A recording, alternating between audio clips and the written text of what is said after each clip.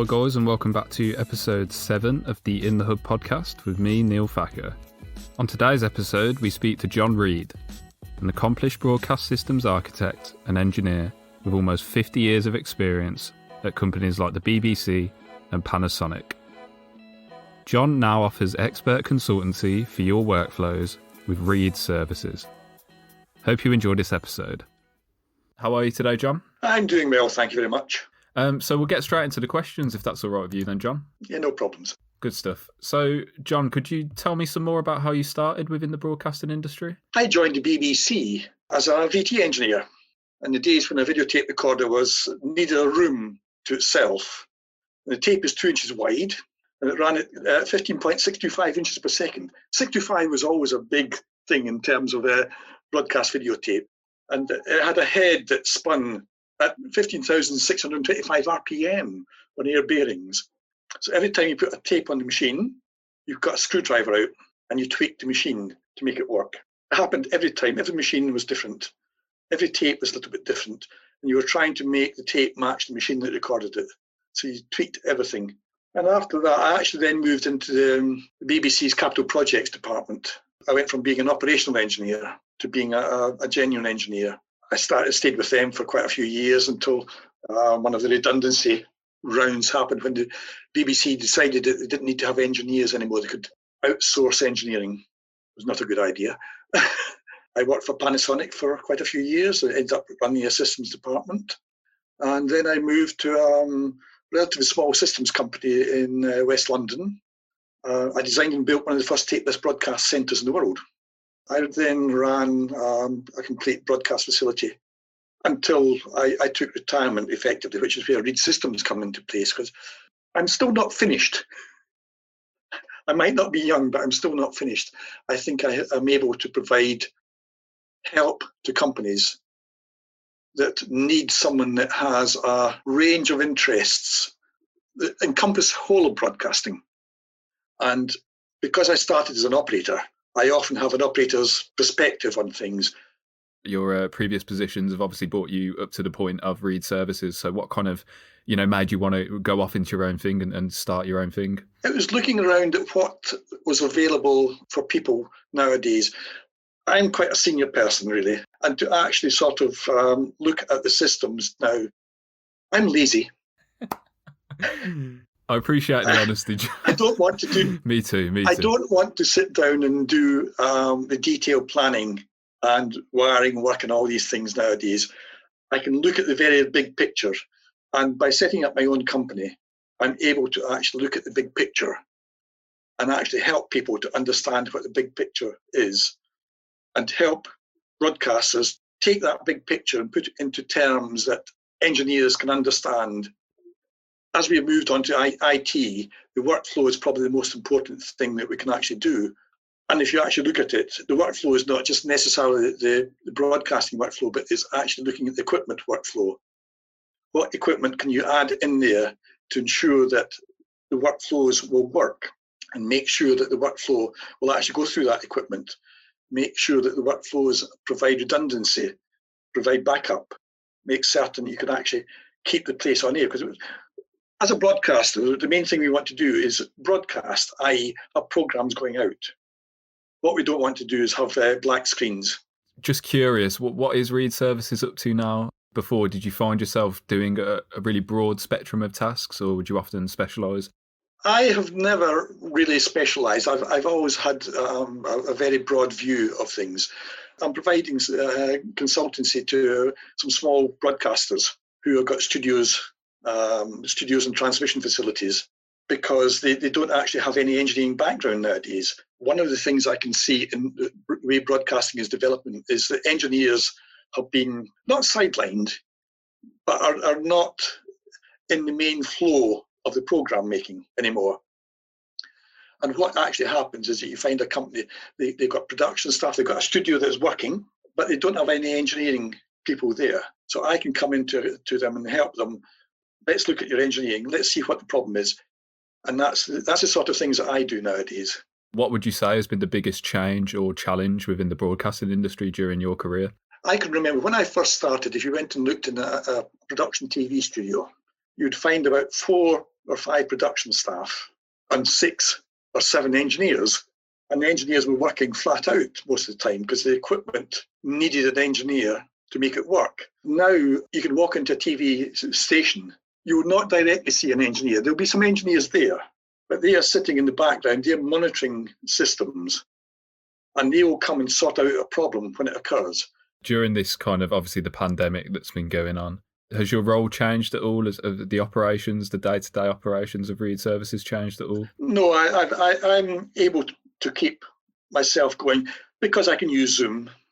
Lots of telephone conversations with people and Zoom meetings, and you can talk to them through, you can help them, email. So I don't actually have to be, I can sit at home, which is great for me because I'm slightly older. In terms of the projects, when you look at actually at the industry at the moment, I don't know of any projects that are really starting at the moment. But the thing that gets me is people are not even thinking about projects at the moment. And projects can take 1 year, 2 years, 3 years. So in terms of that, I'm going to quite happily say I'm at home. I can actually talk to people about what they want to do. But industry has shut down on itself. It is, the senior management they're more concerned about keeping the programs going and what's going to happen over the next few years. So do you think there's been some kind of like essential innovation and development that, these broadcasters are going to be missing out on then? To a certain extent, it's probably giving them a breathing space. Which is nice to have in this industry sometimes.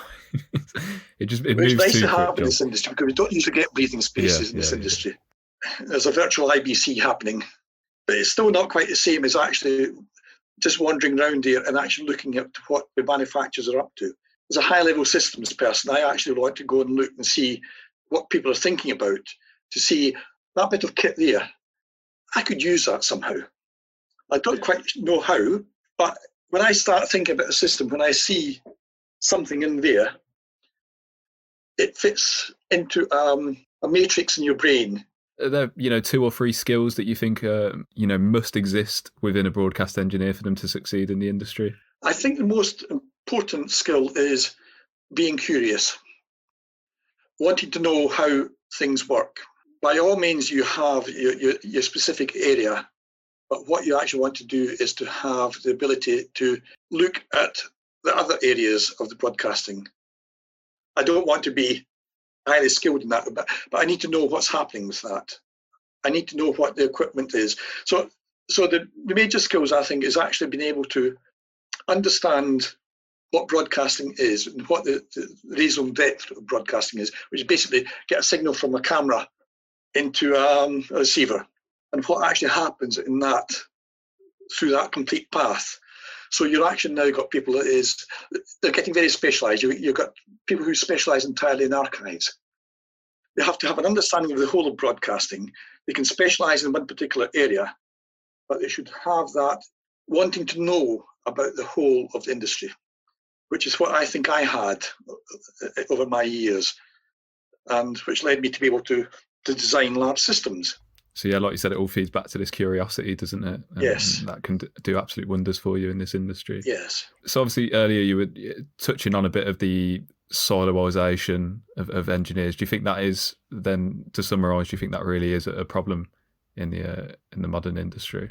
I think it is becoming a problem because especially when the ones that have been IT backgrounds, they stick on their IT. They're not interested in any other part of it. They're just looking at the IT side of the job. They don't actually understand the complete needs of the transmission chain. And I think that to a certain extent, broadcasters have now been looking for IT engineers. You have to understand what is happening within the electronics, what's happening within a vision mixer, the facilities that are actually happening in there. You don't have to understand the mathematics that's going on to it. You have to understand, why are we mixing? What happens when we mix? What happens when we cut? How does the keying work? The principles that are actually happening inside those machines are important. And I think that siloization, I think, is the IT people to blame for this, because they get fixated on, he's a network specialist. He's a router specialist. They've become so specialised that they can't actually see the large overall picture. And within a broadcast complex, you actually need to have people that can see the overall picture and say to a specialist, I think you've got a problem there. Yeah, I completely agree, John. So, I mean, for the people who are maybe not as sure, could you just run us through the difference between a broadcast engineer and a system architect? I know the two terms get tossed around quite a lot. A broadcast engineer is someone that will learn broadcasting complex quite well. He'll understand all the bits of equipment and the interconnection of the equipment. He can maintain it, he'll keep it running.